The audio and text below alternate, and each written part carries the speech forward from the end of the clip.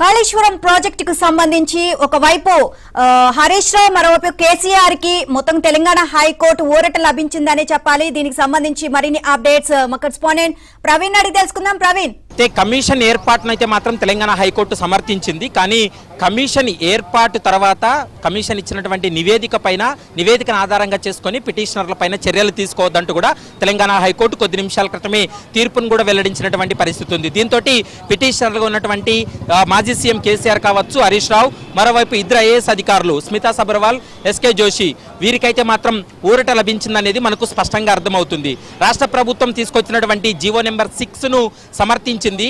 కానీ రాష్ట్ర ప్రభుత్వం జీవో నెంబర్ 6ను ఆధారంగా చేసుకుని ఏర్పాటైనటువంటి కమిషన్ను విచారణ జరిపిన అనంతరం కమిషన్ నివేదికను మీడియా ముందు దాన్ని ప్రజెంట్ చేయడం, అసెంబ్లీలో చర్చ జరగకుండానే మీడియా ముందు వాటన్నిటిని కూడా ప్రజెంట్ చేయడాన్ని తప్పుబట్టింది. కాబట్టి కమిషన్ ఇచ్చినటువంటి నివేదికను ఆధారంగా చేసుకొని పిటిషనర్ల పైన ఎలాంటి చర్యలకు పాల్పడవద్దంటూ కూడా తెలంగాణ హైకోర్టు కొద్ది నిమిషాల క్రితమే ఆర్డర్ ఇచ్చినటువంటి పరిస్థితి అయితే స్పష్టంగా కనిపిస్తుంది.